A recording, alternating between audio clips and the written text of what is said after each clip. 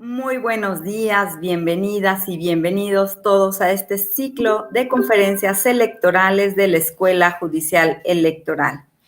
El día de hoy nos vestimos de gala porque tenemos el gran honor de contar con la presencia de la ministra en retiro, Margarita Beatriz Luna Ramos. Ministra, es de verdad un honor tenerla con nosotros el día de hoy.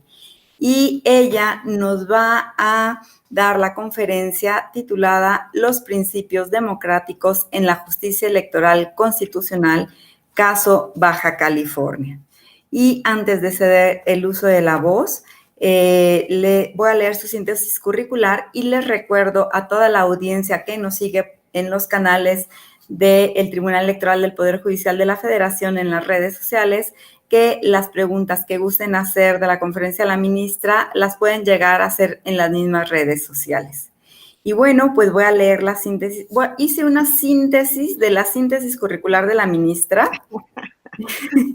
aunque es muy bien conocida por todos, pero me voy a permitir leer una breve síntesis. La ministra en retiro, Margarita Beatriz Luna Ramos, es originaria de San Cristóbal de las Casas, Chiapas. Es licenciada en Derecho por la UNAM, en donde posteriormente estudió la especialidad en Derecho Constitucional y Administrativo, la maestría y el doctorado en Derecho. Adicionalmente, ha cursado otros estudios, entre los que destacan la especialización judicial en el Instituto de Especialización Judicial del Consejo de la Judicatura Federal, Arbitraje Comercial Internacional impartido en la Escuela Libre de Derecho, Derecho Norteamericano en la Universidad Iberoamericana y Derecho Angloamericano en la Universidad de Austin, Texas, en colaboración con el Consejo de la Judicatura Federal. En 1975 ingresó al Poder Judicial Federal, ocupando todos los cargos que integran el escalafón de la carrera judicial: oficial judicial mecanógrafa, actuaria y secretaria de juzgado de distrito, secretaria proyectista de tribunal colegiado, secretaria de estudio y cuenta de las salas penal y administrativa de la Suprema Corte de Justicia de la Nación, en donde también fue tesorera y la primera mujer presidenta del Colegio de Secretarios de Estudio y Cuenta del máximo tribunal de nuestro país. En febrero de 1986 fue nombrada juez de distrito en materia administrativa en el Distrito Federal, cargo en el que permaneció durante casi 7 años, periodo por el cual fue ratificada. Es decana de dichos funcionarios y la primera mujer presidenta de la tercera reunión nacional de jueces de distrito efectuada en 1992. En enero de 1993 fue designada magistrada de circuito, cargo que ocupó durante 10 años, 2 en materia laboral y 8 en materia administrativa, lapso en el cual también fue la primera mujer propuesta por los ministros de la Suprema Corte de Justicia de la Nación y designada como magistrada en materia electoral para integrar la sala de segunda instancia del entonces Tribunal Federal Electoral. En febrero de 2010 fue la primera mujer nombrada por oposición consejera de la Judicatura Federal por el Pleno de la Suprema Corte de Justicia de la Nación. En febrero de 2004 fue designada ministra de la Suprema Corte de Justicia de la Nación, adscrita a la segunda sala del máximo tribunal, de la que fue presidenta de 2006 a 2007 hasta su conclusión en 2019. Actualmente es ministra en retiro de nuestro máximo tribunal del país y directora del Instituto de Especialización en Justicia Administrativa del Tribunal de Justicia Administrativa de la Ciudad de México. En el ámbito académico, desde 1987 ha impartido cátedra, fundamentalmente de Derecho Constitucional, Amparo y Poder Judicial Federal en diversas instituciones como la División de Estudios de Posgrados de la UNAM, la Universidad Panamericana, el ITAM, la Universidad Autónoma de Chiapas y el Instituto de la Judicatura Federal. También ha participado como ponente en numerosos cursos y seminarios, tanto en México como en el extranjero. Cuenta con numerosas publicaciones y ha sido galardonada por diversas instituciones, muchas instituciones tanto nacionales como internacionales. Ministra, muchísimas gracias. Es de verdad un honor para el Tribunal Electoral del Poder Judicial de la Federación poder contar el día de hoy con usted. Y sin más, le cedo el uso de la voz. Muchísimas gracias, Gaby. Muy buenos días a todos y a todas. En primer lugar, pues mi agradecimiento a la doctora Gabriela Rubalcaba García, directora de la Escuela Judicial Electoral, por la invitación a estar con ustedes en esta ocasión.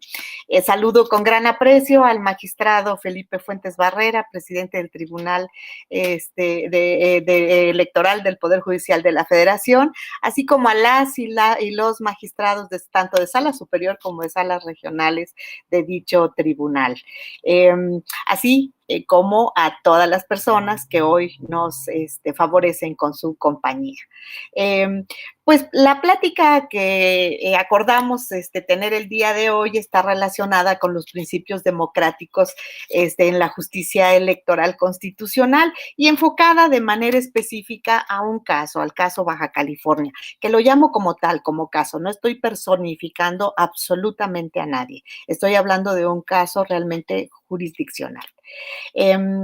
Las decisiones tomadas tanto por el máximo tribunal del país como por el Tribunal Electoral del Poder Judicial de la Federación en los diferentes medios de impugnación promovidos en contra de la ampliación del actual periodo gubernamental de Baja California reflejó una vez más que la impartición de justicia no es una utopía. Es la acción de instituciones destinadas a preservar el valor de la justicia a través de su mejor vía de acceso, la interpretación y aplicación del derecho. Función ejecutada con seriedad, con profesionalismo, con total autonomía, pero más que nada con plena independencia. Esto es lo que a mí me llena más de orgullo.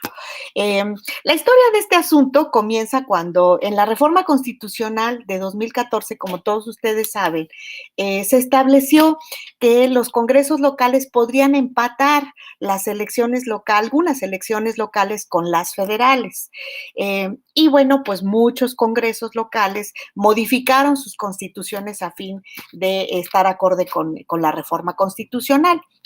El Congreso del Estado de Baja California no fue la excepción, con el objeto precisamente de establecer la concurrencia de la elección de gobernador del Estado con el proceso electoral federal de 2021, aprobó el decreto 112 justo el mismo año en que fue la reforma constitucional, el 17 de octubre de 2014, por lo que modificó diversos artículos de su constitución para lograr empatar estas fechas.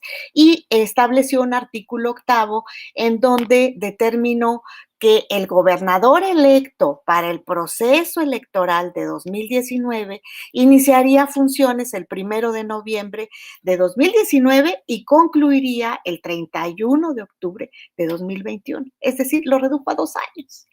El proceso electoral de Baja California para renovar gobernador, diputados y ayuntamientos 2018-2019 inició precisamente el 9 de septiembre de 2018.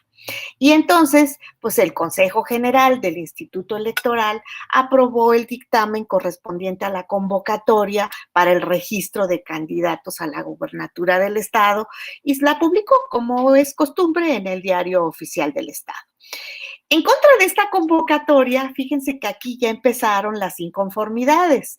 En contra de esta convocatoria, entre enero y febrero, se promovieron diversos recursos de inconformidad ante el Tribunal Electoral Local de Baja California. La mayoría fueron desechados, pero uno de ellos fue admitido, tramitado y resuelto. ¿Y por qué fue admitido, tramitado y resuelto? Porque ese recurso de inconformidad de alguna manera fue promovido por un aspirante a la gubernatura.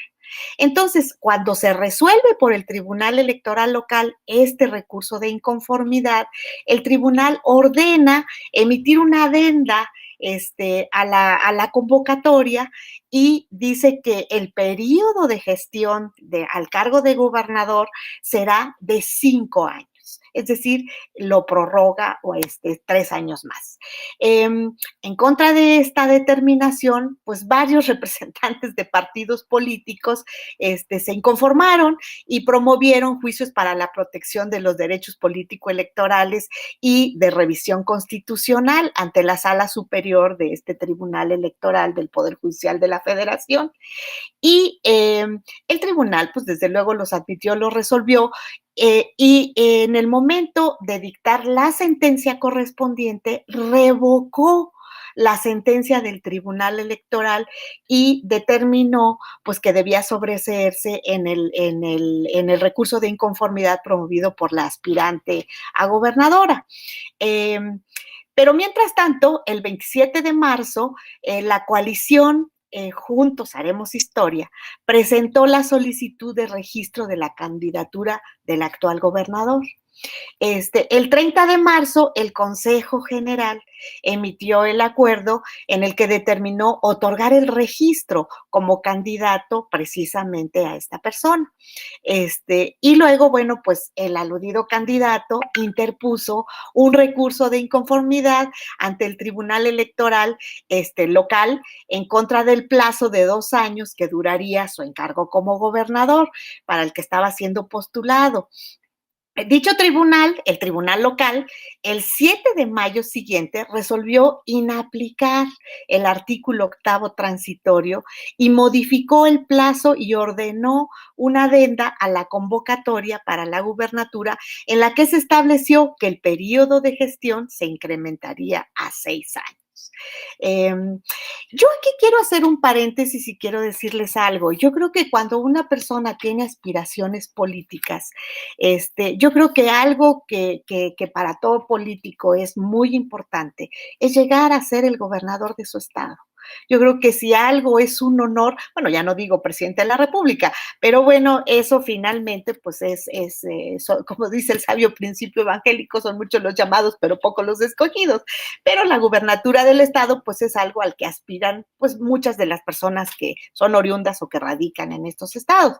Entonces, yo sí considero muy válido que si toda tu vida luchas en un momento dado por lograr gobernar tu estado y de repente pues eres postulado, eres propuesto, y de repente resulta que ya no son 6 años, que fueron 2, pues sí resulta un tanto cuanto triste el decir, caray, lo que he aspirado toda mi vida, lo que estoy logrando en este momento, pues se reduce nada más a 2 años.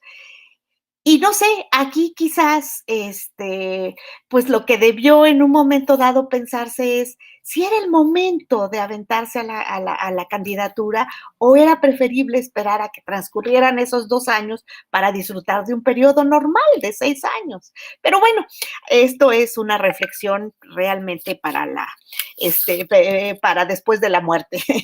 Finalmente, se inscribieron y bueno, el Instituto Electoral de Baja, bueno, y no solo eso, se llevó a cabo la campaña y ganó la gubernatura y pues resultó que para junio el Instituto Electoral de Baja California pues le entregó la constancia de mayoría y fue gobernador. Pero entonces los representantes del PAN y del PRI combatieron la decisión de modificar precisamente este plazo de duración del periodo gubernamental ante el Tribunal Electoral del Poder Judicial de la Federación, ante la Sala Superior. Y la Sala Superior, después de analizar, estudiar, tramitar este asunto, pues revocó la sentencia dictada por el Tribunal Electoral local. Fíjense ustedes que esto pues ha sido una historia larga de una serie de impugnaciones, porque entre paréntesis también debo mencionarles que en este momento hubo también un incidente de cumplimiento de sentencia referida precisamente a la que se había establecido por la ciudadana que en un momento dado había aspirado como candidata, y esto se presentó ante Sala Superior, se revocó la sentencia, el incidente cumplió en la misma fecha, el representante del Partido de la Revolución Democrática presentó este incidente de cumplimiento. Esta sentencia fue la que la Sala Superior revocó, la sentencia del tribunal local que se había dado el plazo de 5 años.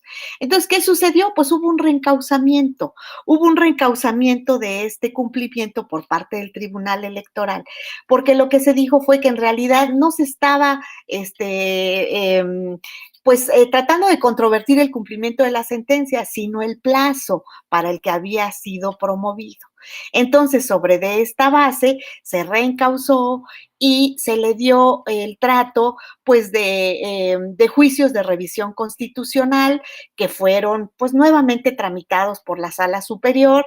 La Sala Superior dictó una nueva resolución y en estos juicios lo que se dijo es que al final de cuentas, pues no se había impugnado como acto primero de aplicación precisamente a la convocatoria que era la que contenía la aplicación de ese artículo. Entonces, bueno, argumentos más, argumentos menos, lo cierto es que aún en estos juicios también se revocó esta decisión de modificar el plazo. Hasta aquí estamos hablando de una serie de impugnaciones que se dieron y que el Tribunal Electoral del Poder Judicial de la Federación de alguna manera fue revocando en diferentes momentos precisamente esta prolongación del plazo. Y este plazo estamos refiriéndonos al que se reformó en 2014, es decir, el artículo 8º transitorio de ese decreto de 2014. Pero resultó que el 17 de octubre de 2019, la legislatura de Baja California modificó el señalado artículo 8º transitorio para decir en un momento dado que para efectos de la concurrencia de la elección de la gubernatura del estado con la elección federal de 2024, la gubernatura electa en 2019 iniciaría funciones el 1 de noviembre de 2019 y concluiría el 31 de octubre de 2024. Es decir, volvió a prorrogar el plazo, pero en una reforma posterior, ya en una reforma de 2019, cuando incluso ya se había tomado posesión del cargo.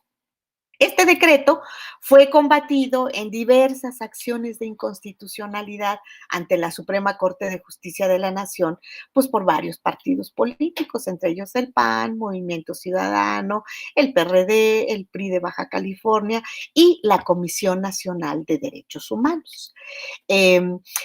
Correspondió el turno de este asunto conocerla al señor ministro José Fernando Franco González Salas, quien admitió a trámite las acciones presentadas, con excepción de la promovida por el Instituto Nacional Electoral por falta de legitimación, conforme ya a algún otro precedente que la Corte había externado en este momento, en este caso.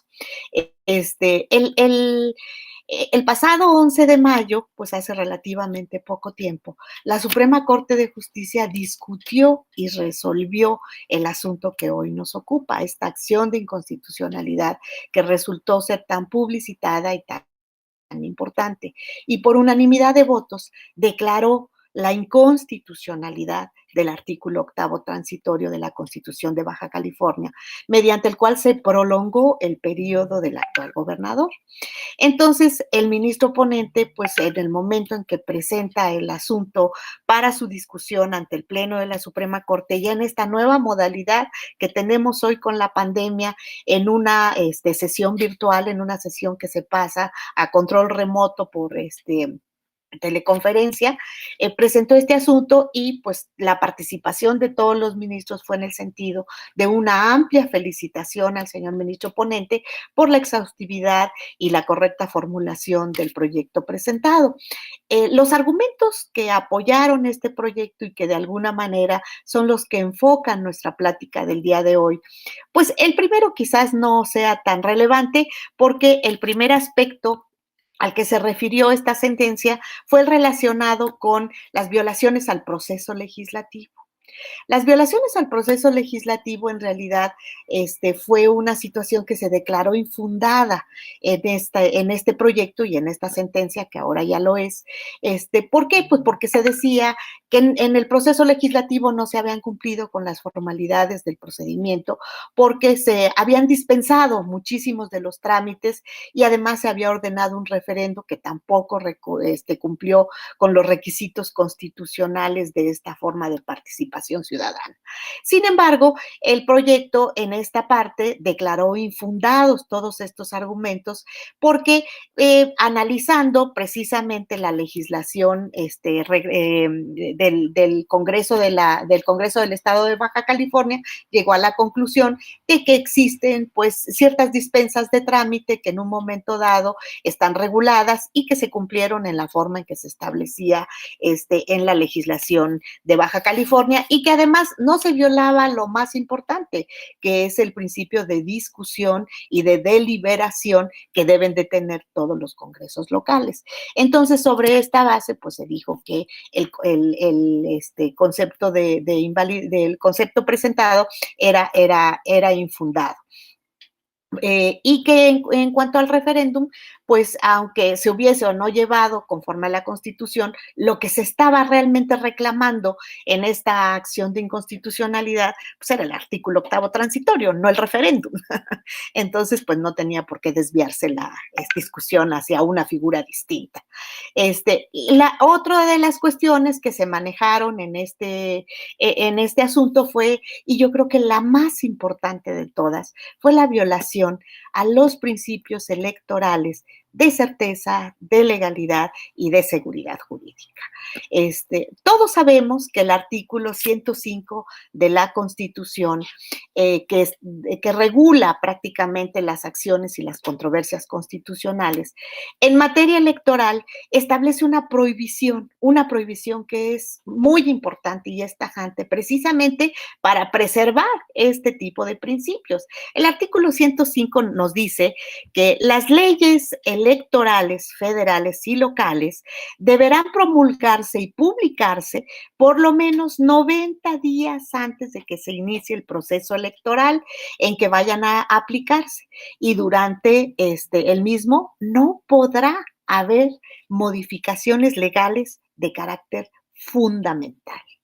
Fíjense qué importante esta disposición de carácter constitucional. ¿Por qué se establece esta prohibición?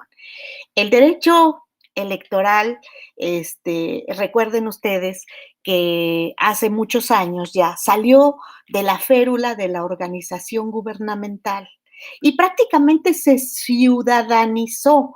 ¿A través de qué? De un instituto electoral que prácticamente está, sobre todo manejado por ciudadanos. En un principio, pues se habló de consejeros magistrados, pero esto fue como una transición y después pasaron a los consejeros ciudadanos, como son ahora. Entonces, la idea fundamental era que el gobierno no tenga nada que ver en la organización de las elecciones, y que esto, pues, sea la participación activa de los ciudadanos. Y además, en la calificación de elecciones, que también muchos de ustedes recordarán, es una calificación que se hacía por colegios electorales y los colegios electorales pues eran los propios diputados y senadores que en un momento dado eran electos, se erigían en colegio electoral y eran ellos los que calificaban si la elección había sido no correcta, lo cual pues evidentemente a la gente pues no la tenía nada contenta porque decían pues ¿cuándo van a decir que una elección fue incorrecta? Entonces, pues la idea también, además de ciudadanizar las elecciones, pues se estableció que la calificación de estas elecciones se diera a un órgano jurisdiccional imparcial, autónomo e independiente. Esa fue la finalidad y el Tribunal Electoral, como ustedes saben, ha tenido una evolución de TRICOEL, Tribunal Federal Electoral, hasta que se adhirió al Poder Judicial de la Federación para hacer lo que hoy es el Tribunal Electoral del Poder Judicial de la Federación. Vuelvo a repetir, un órgano jurisdiccional imparcial, autónomo e independiente. Entonces, Pues bueno, como las elecciones estaban basadas pues prácticamente en la desconfianza, pues se procuró que se hicieran de esta manera. Pero dentro de las reglas del juego que se establecen en esta ciudadanización por parte de la organización de elecciones y de la judicialización por parte de su calificación, también se determinó que en estas reglas tenían que ser claras, que tenían que ser precisas, que no tenían que dar lugar a dudas y que tenían que ser dadas con la debida anticipación. Entonces, por eso se establece en el artículo 105 de la Constitución que las leyes electorales no pueden ser modificadas fundamentalmente 90 días antes del inicio de la elección.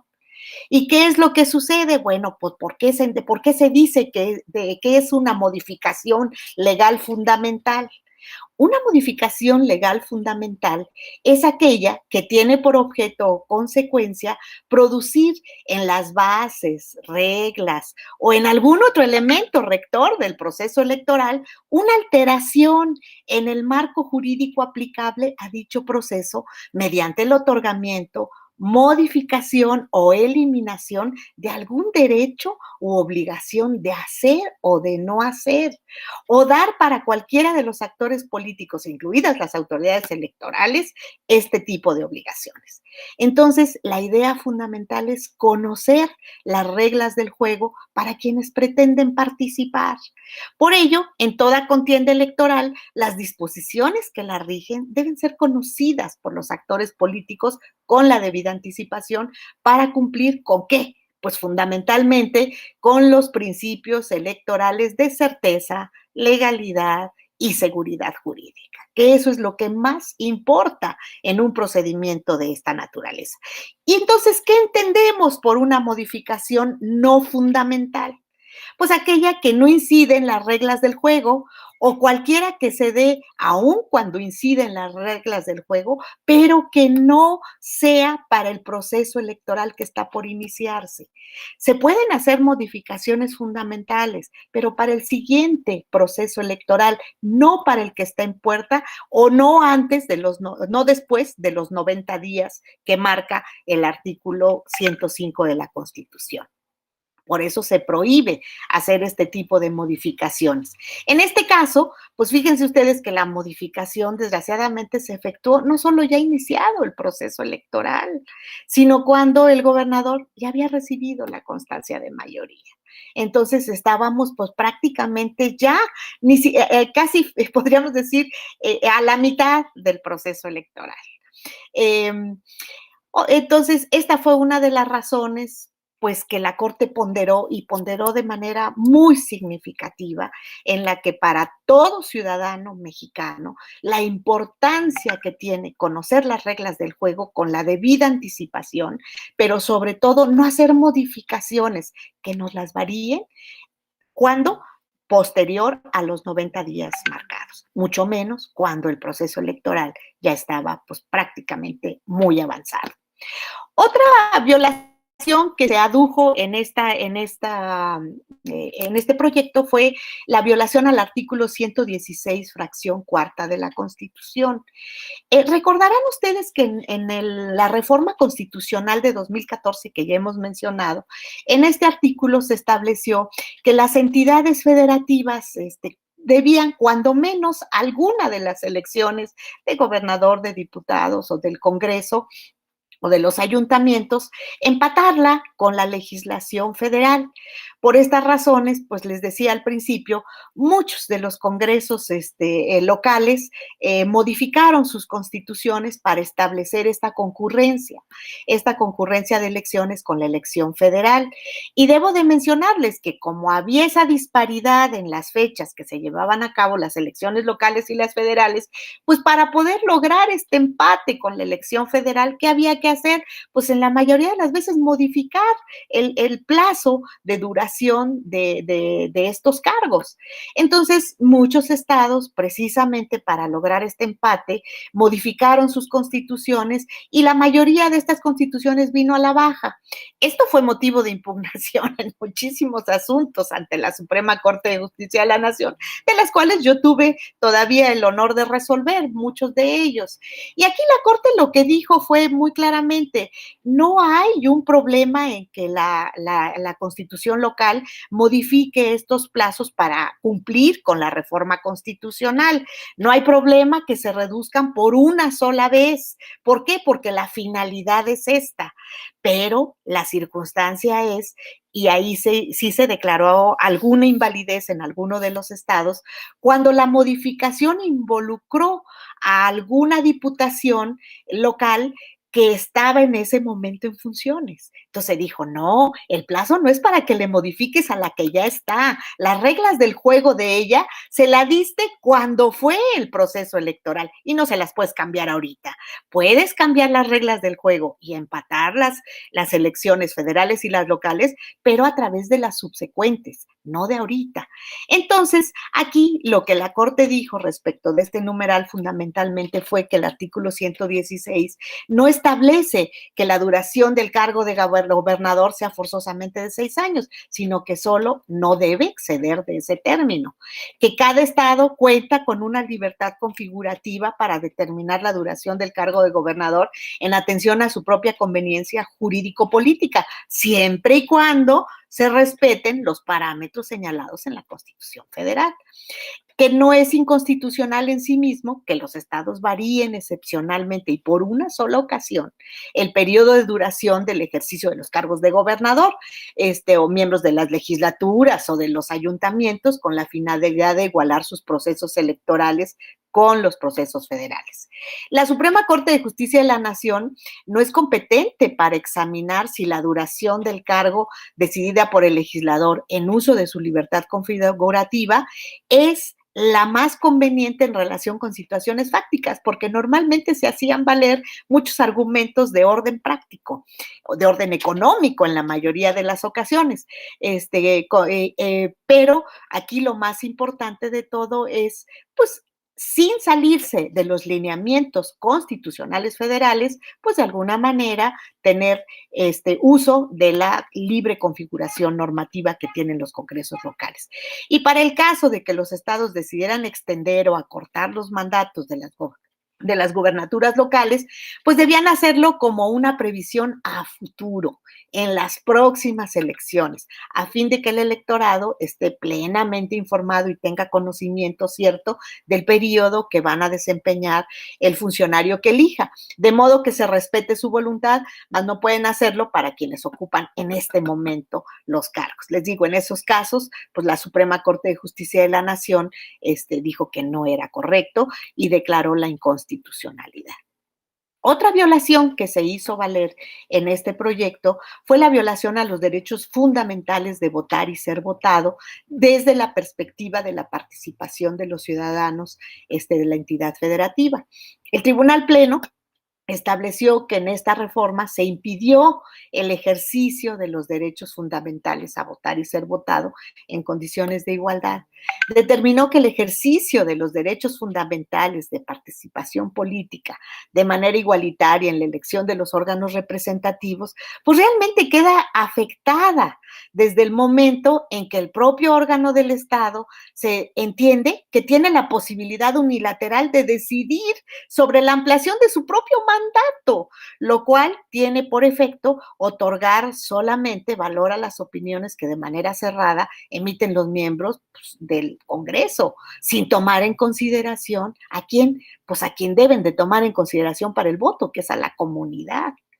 En consecuencia, pues el Tribunal Pleno determinó que pues que no se vulneraba este derecho, perdón, que no se vulneraba el 116 y que en todo caso con la libre configuración, pero sí de acuerdo a los parámetros que ya hemos señalado.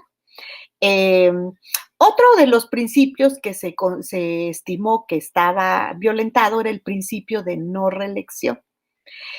Conforme al criterio del Tribunal Pleno, debe entenderse que el sentido de que, además de contener era una regla que prohíbe la reelección de los gobernadores, reconoce un principio más amplio que implica una prohibición fundamental, que es la prórroga o la extensión del mandato más allá del cual ha sido electo democráticamente, y que esto sea pues mediante pues, elecciones nuevas, diversas, y que sea mediante que se haga sin tener este tipo de elecciones mediante un incremento simple y sencillamente de sus efectos.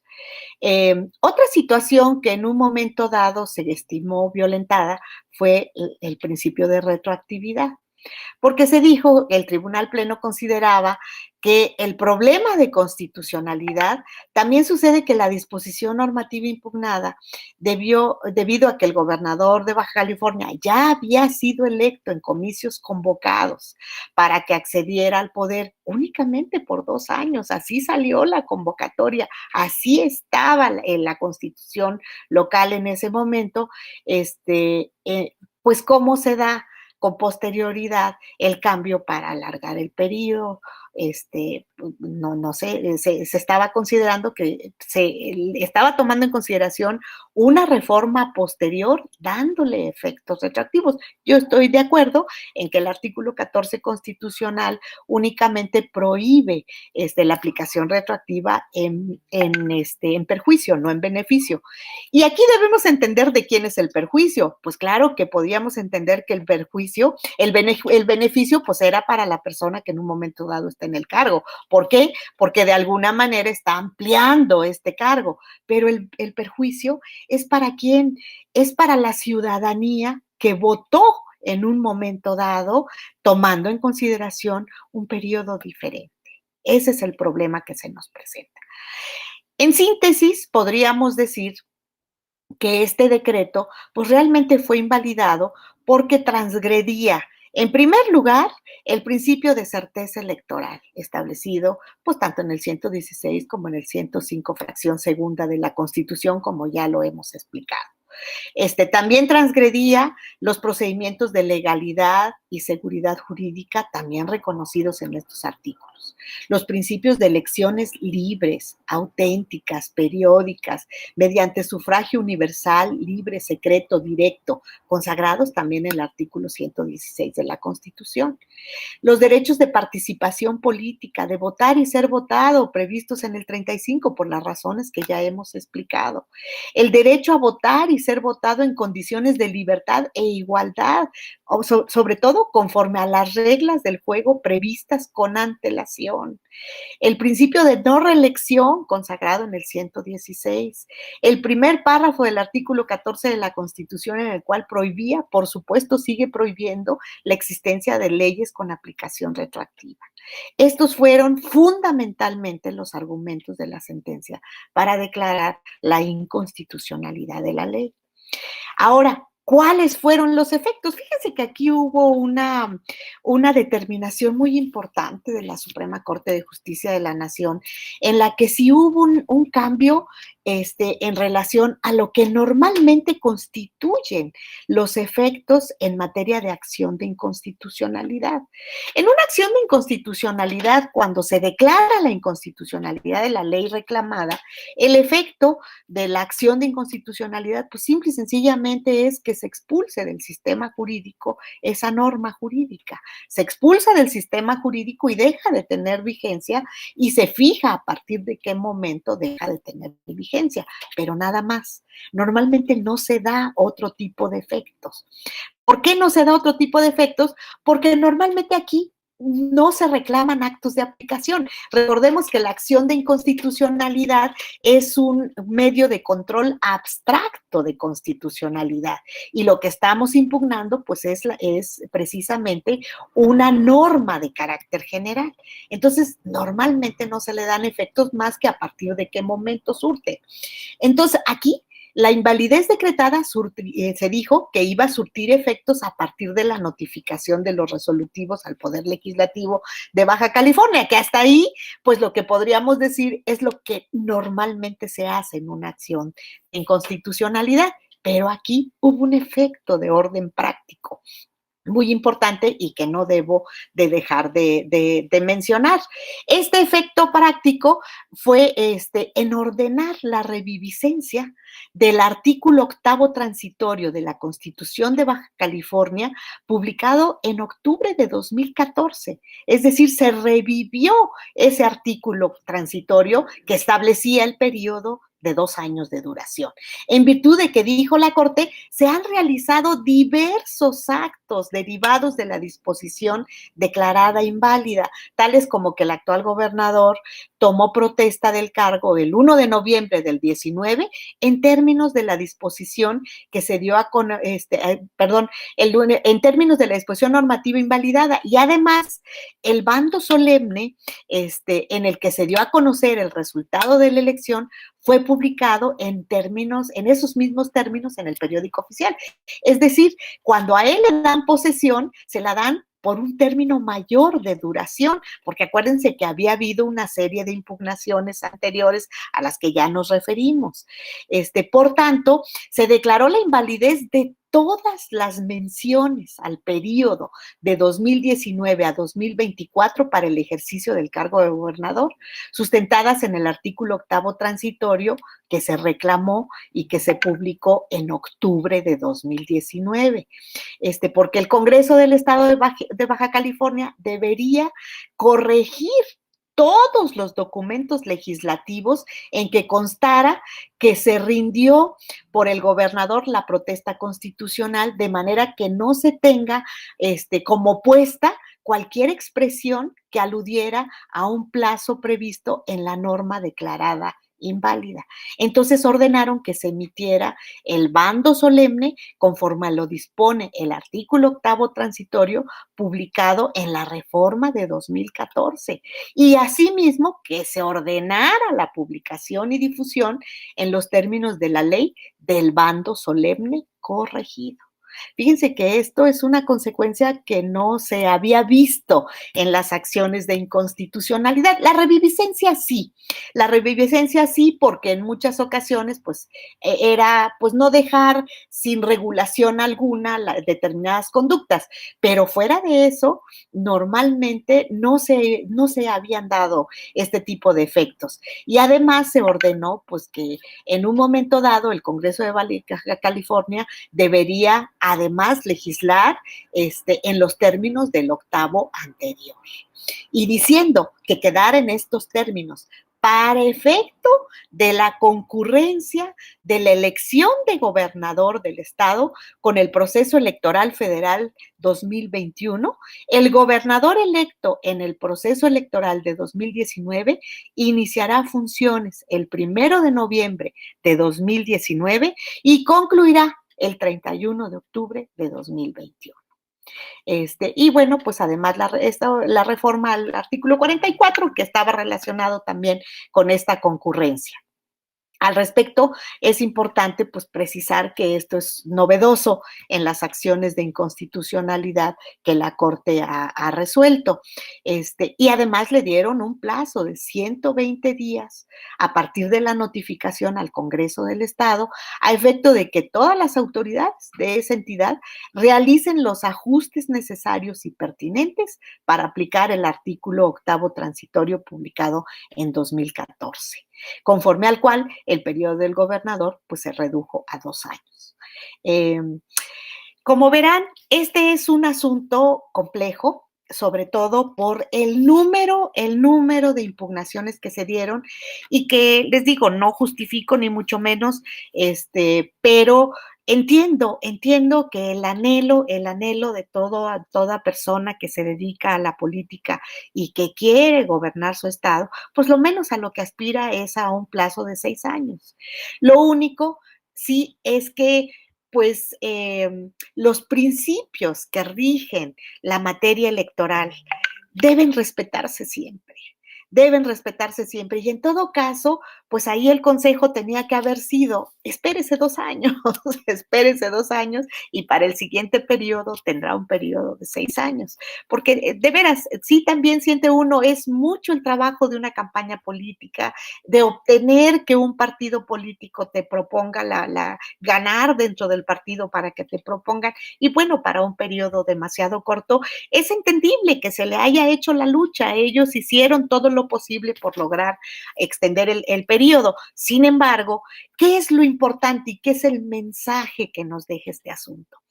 El mensaje que nos deja este asunto es las reglas que se dan en materia de elecciones en México tienen que ser claras, tienen que ser respetadas y sobre todo tienen que darse con la debida anticipación para que los actores políticos sepan a qué atenerse, para que los actores políticos en un momento dado no puedan fiarse de que ya estando ahí podemos hacer lo que sea, no. Las reglas se respetan, las reglas se cumplen. ¿Por qué? Porque estamos en un estado de derecho. La función jurisdiccional tiene por objeto el restablecimiento siempre del orden jurídico, además de cumplir con el concepto, por supuesto, de justicia aristotélica, de darle a cada quien lo que le corresponde. Y en este caso, sí puedo señalar que tanto la Suprema Corte de Justicia de la Nación como el Tribunal Electoral del Poder Judicial cumplieron cabalmente con ese cometido. Estoy a sus órdenes para cualquier pregunta que quisiera suscitarse con este tema. Muchas gracias. Muchísimas gracias, ministra. Muy interesante todo lo que nos platica sobre este tema tan polémico e interesante. Muchísimas gracias, pues con esto nos despeja muchas dudas que tenemos. Y ya tenemos muchas felicitaciones, incluso de Inteligencia Electoral de Colombia la mandan felicitar y ya hay muchas preguntas del público. ¿Gusta que le haga de una en una, de dos en dos? De una en una, Gaby. De una en una, perfecto. José Ramón Arraiz pregunta, ¿debería existir una perspectiva ética en la interpretación de la Constitución? Yo creo que las normas jurídicas es lo que nosotros consideramos el mejor vehículo para preservar el valor justicia. Yo creo que la norma jurídica es la que se construye en un órgano legislativo, federal o local, según corresponda, que es el que conoce el entorno económico, político, social, cultural, moral, que en todo espacio geográfico existe. Entonces, cuando la norma jurídica condensa ese sentir de los representantes del pueblo mexicano, que son los legisladores, es el que condensa en realidad en la norma jurídica el sentir del pueblo. Y es esta la que en un momento dado, al establecerse, puede contener, si quieren, todo este tipo de circunstancias, pero es una norma jurídica y como tal forma parte de nuestro sistema y es el que en un momento dado los órganos jurisdiccionales intérpretes de la Constitución, de los tratados y de la ley tienen la obligación de interpretar. Muy bien, ministra. Ahora hay otra pregunta que llegó, dice, ¿cómo debería incorporarse la opinión pública en la interpretación constitucional si es que debería incorporarse?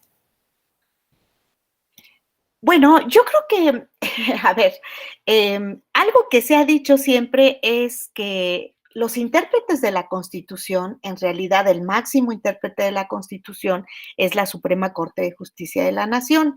La Sala Superior del Tribunal Electoral también lo es en la materia electoral. Entonces, existen muchos métodos de interpretación de nuestra Constitución. Desde luego que en un momento dado, cuando se emite una sentencia, está elaborada y conformada con la interpretación que realizan los órganos constitucionales. ¿Y qué sucede? Que en muchas ocasiones pudiera ser que esa sentencia no sea muy favorable a la opinión pública. Y que en un momento dado no estén de acuerdo con la interpretación realizada por el órgano jurisdiccional. Pero en un momento dado, yo creo que la opinión pública se debe de vertir en el momento en que se realiza la norma. Para eso hay consultas, para eso hay opiniones, para eso debemos intervenir directamente con el legislativo para que en el momento en que se realiza la norma se incluyan todas aquellas opiniones públicas y privadas que se consideren pertinentes. En el momento en que el órgano jurisdiccional va a llevar a cabo la interpretación, por ahí se decía que lo hacía en impresionante soledad, pero sobre todo acorde con su conocimiento jurídico, con el conocimiento del caso concreto, con el conocimiento del expediente y de todas y cada una de sus constancias, y sobre todo con su convicción jurídica, que eso es lo único que puede importar. Si a mí me va a importar qué va a decir la opinión pública por una interpretación que voy a hacer en contra de la Constitución, pues creo que no estoy cumpliendo con mi cometido de juzgador. Porque hay ocasiones en que la opinión pública no está de acuerdo con la interpretación que hacen los juzgadores, pero recordemos también una situación muy especial. El juzgador de entrada ya tiene la mitad en contra. Una de las partes a la que le dio la razón va a decir, híjole, qué listo es el juez porque entendió lo que le quise plantear y me dio la razón porque yo la tenía. Y el que perdió no entendió, se vendió, no sabe, no conoce, y entonces a veces se usa a la opinión pública precisamente para sostener este tipo de criterios. El juzgador, vuelvo a repetir, tiene que basarse en el análisis del expediente, de la Constitución, de los tratados, de la ley, de la jurisprudencia, de la doctrina y de su convicción para poder interpretar. Perfecto. Ministra, preguntan cuál sería su postura respecto a la inaplicación de disposiciones constitucionales por la jurisdicción federal por considerarse contrarias a la Convención Americana.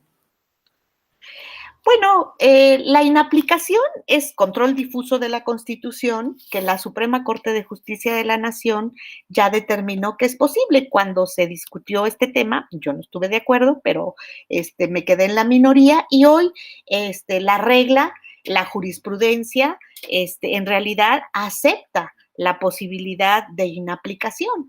Y esta que se lleve a cabo precisamente por órganos jurisdiccionales que no necesariamente podrían ser órganos dedicados al control de constitucionalidad. Por eso es control difuso de la Constitución.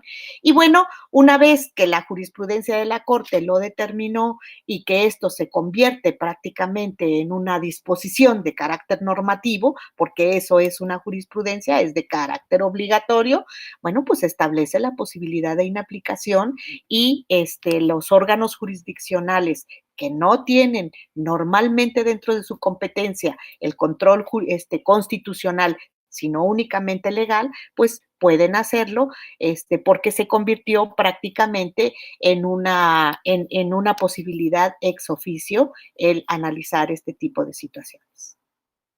Perfecto. El doctor Marco Antonio Pérez de los Reyes dice una felicitación muy especial a la señora ministra con toda mi admiración y pregunta, ¿considera usted que esta sentencia de la Suprema Corte de Justicia de la Nación impactará en el ámbito político nacional para dejar claro que la democracia se basa en el respeto irrestricto a la Constitución Política de los Estados Unidos mexicanos?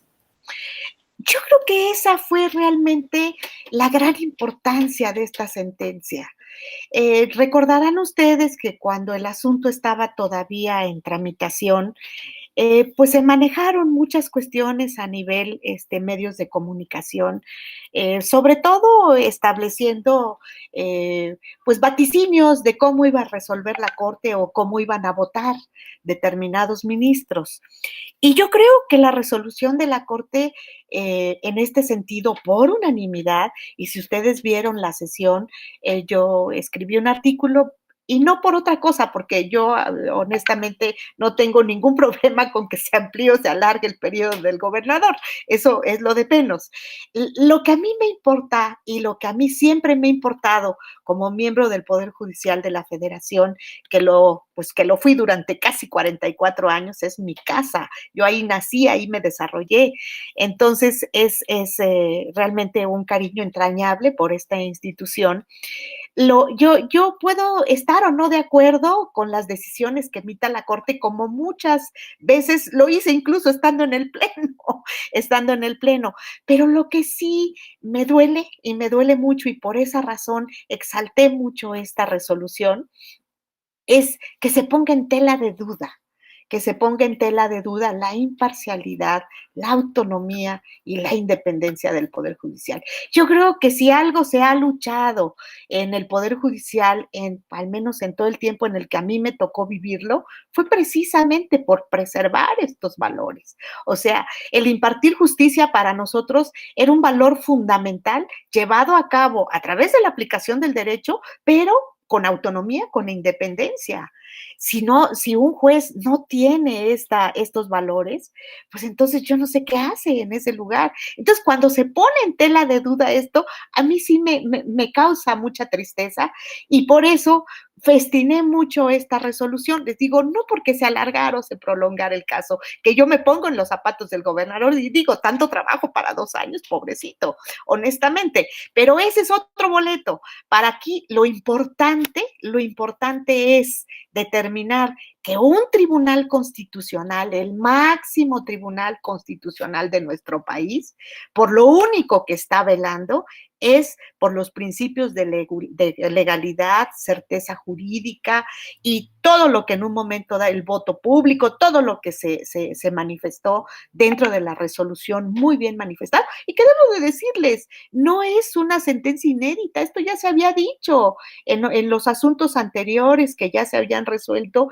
en relación a los plazos, pero era en sí el decir, la Corte es independiente, es autónoma, la Corte no está pensando en quedar bien políticamente con nadie, la Corte resuelve conforme a derecho y conforme a la Constitución. Ese es el gran mérito de esta sentencia. Perfecto, ministra. Hay otra pregunta. Dice, ¿pueden los principios formularse de conformidad con elementos externos al sistema jurídico o deben ser autorreferentes? No entiendo también no entiendo muy claramente la pregunta. Los principios de qué, de electorales que acabamos de señalar, ¿sí me la puedes repetir? Sí, yo creo que sí se refiere a los principios electorales. ¿Se pueden los principios formularse de conformidad con elementos externos al sistema jurídico o deben ser autorreferentes? Bueno, es que yo creo que los principios electorales están basados realmente en el bien jurídico tutelado de la materia electoral. Entonces, ¿a qué están encaminados? A preservar el valor precisamente de la justicia electoral, que es la seguridad, la confianza, la certeza, y sobre todo esa seguridad, esa confianza y esa certeza en torno al voto público universal, libre, secreto, directo, expresado en las urnas por los propios ciudadanos. Entonces, sí está enfocado, en mi opinión, más que nada a lo que es el contexto, el valor y la finalidad del derecho electoral. Excelente. Ministra Fernando Castañeda dice, para el estado de Hidalgo, que se vuelve un caso totalmente atípico por la pandemia, ¿podría existir una ampliación de mandato o habría que nombrarse consejos municipales? Ello para el caso de que no hubiese las condiciones para llevar a cabo las elecciones. Bueno, aquí estamos hablando de una situación muy diferente y en un momento dado, recuerden ustedes que cuando estamos en situaciones de emergencia, existen dentro de nuestra Constitución otro tipo de remedios jurídicos que en un momento dado pueden establecer ciertas excepciones, pero siempre y cuando se cumpla precisamente con esos procedimientos y este tipo de soluciones que nuestra propia Constitución nos otorga. Si estos no se llevan a cabo, no podemos hablar de un caso de excepción. Excelente. Este, pregunta Ramón Hernández, dice, ¿qué opina sobre el fortalecimiento de las instancias de impartición de justicia locales para ser última instancia en lo local de interpretación constitucional local y dirimir controversias entre autoridades municipales y estatales para adelgazar la carga enorme de trabajo que tiene la Federación y agilizar los procesos jurisdiccionales, incluyendo lo electoral? Bueno, lo que sucede es esto, el derecho constitucional local pues se ha visto, pues en varios estados se han establecido las salas constitucionales, con los medios de impugnación correspondientes, precisamente para preservar la constitución local. Pero yo creo que son dos ámbitos de competencia distintos. Yo creo que uno es el ámbito de competencia local, que sí bien puede preservarse en una sala constitucional de un Tribunal Superior de Justicia de un estado, pero la preservación a la Constitución yo creo que es una preservación federal y esa no puede ser delegada. Una cosa es que se haya establecido la posibilidad de ejercer control difuso de la Constitución y otra, muy diferente, es que el control concentrado de la Constitución pudiera pasarse a los estados. Yo creo que son dos cosas totalmente distintas en dos ámbitos de competencia totalmente diferentes. Excelente, Vinicio. Dice, llega una pregunta, dice, ¿cómo hacer que los congresos puedan transitar de una ética de la convicción a la ética de la responsabilidad, como lo señala José Waldenberg, para evitar que se obtengan beneficios particulares en contra de los principios y valores democráticos que ahora preserva la Corte, como es el caso expuesto? Bueno, este es un problema ancestral entre el ser y el deber ser. Nuestra norma jurídica, nuestra constitución, toda nuestra regulación legal, convencional y constitucional, pues va encaminada al deber ser. Esa es la razón de ser de la norma jurídica. Pero pues esta aplicación la llevan a cabo seres humanos. Seres humanos que en un momento dado, pues los hay de todo. Seres humanos realmente convencidos de su ministerio, convencidos de su función, convencidos de su profesionalismo y que lo desarrollan de la mejor manera posible. Y también tenemos seres humanos que a lo mejor ni siquiera con una mala intención, pero sí con una mala información y una mala formación profesional, pues llegan a no aplicarla adecuadamente. Pero ese es un problema de formación profesional, educación y ética. Excelente. Y bueno, tenemos dos últimas preguntas. Las voy a hacer juntas porque digamos que pues van muy de la mano. Dice, ¿cuáles considera que son los retos de la justicia electoral? Y la otra es, ¿los principios democráticos en la justicia electoral están en riesgo por la pandemia del COVID-19? Yo creo que no. Yo creo que esta es una situación de emergencia que va a pasar, no hay mal que dure 100 años, dice mi cuerpo que lo aguante. Pero bueno, yo espero que realmente veamos la luz en poco tiempo, y que el confinamiento, el quédate en casa, el estar guardados, de alguna manera, pues vaya evitando los posibles contagios y nos permita en un tiempo no demasiado prolongado, poder volver a la situación, pues quizás no idéntica a la que teníamos. Quizás no idéntica a la que teníamos porque yo considero que esta situación de emergencia nos está haciendo reinventarnos con algo que quizás venía paulatinamente en transición, que es la aplicación de los medios tecnológicos.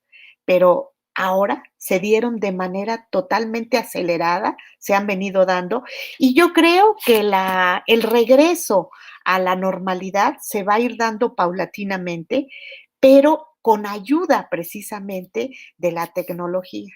Y es ahí donde nosotros tenemos que actualizarnos, donde nosotros tenemos que entender que estamos viviendo una nueva era que se adelantó, una transición que se adelantó a lo que normalmente veníamos viviendo por esta situación que estamos viviendo. Pero yo creo que el hecho de que podamos vivir en una situación tecnológica distinta que ya se están gestando. La Suprema Corte de Justicia de la Nación está ya prácticamente implementando los juicios en línea. La Corte ya dijo que a partir del 15 empiezan a recibir en línea todos los asuntos de la competencia del máximo tribunal. Están trabajando en las plataformas de los tribunales colegiados de circuito, unitarios y juzgados de circuito, precisamente para que puedan operar no solamente en situaciones de urgencia como se encuentran en este momento, sino que puedan operar en línea en todas las materias y en toda su competencia. El Tribunal Federal de Justicia Administrativa, pues el juicio en línea, recuerden que fue un tribunal de vanguardia, que fue el primero en el que se estableció. Ustedes siempre han sido un tribunal de vanguardia en cuestión tecnológica y creo que siguen trabajando a distancia, recibiendo asuntos a distancia. ¿Por qué? Pues por la misma razón.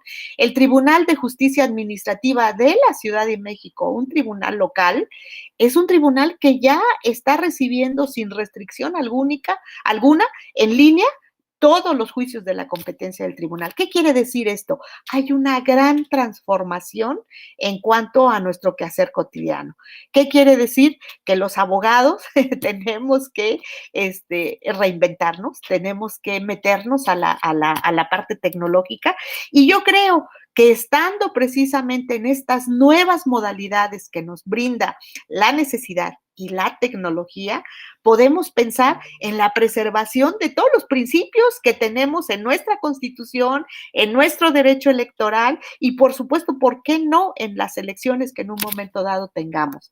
Pero sí tenemos que pasar esta época de transición que hoy estamos viviendo con un poco, pues, de incertidumbre a ratos, pero que poco a poco se nos van despejando gracias a la actitud de valentía, de entereza, de seguridad y sobre todo de planeación que están teniendo nuestros órganos jurisdiccionales. Ministra, pues quedan ya hay algunas preguntas, pero por la hora le digo que quedan muchas felicitaciones, entre ellas de Quintana Roo, de Chihuahua, de Campeche, y muchos saludos le mando a muchas personas. Y bueno, pues a las felicitaciones nos unimos. De verdad que una excelente conferencia, ministra. Muchísimas gracias. Es un honor haberla tenido el día de hoy con nosotros en la Escuela Judicial Electoral del Tribunal Electoral del Poder Judicial de la Federación. Y esperamos que no sea la última, sino que sea la primera, si no virtual o de manera presencial, de otras que la podamos tener. Muchísimas gracias, Gaby. La agradecida soy yo y, por supuesto, contigo, con el Tribunal Electoral del Poder Judicial de la Federación y con el público que amable y bondadosamente estuvo el día de hoy con nosotros. Muchísimas gracias. Muchísimas gracias. Muchas gracias a todas y a todos los que nos siguieron en las redes sociales y recuerden, sigan nuestras actividades porque la eje está abierta.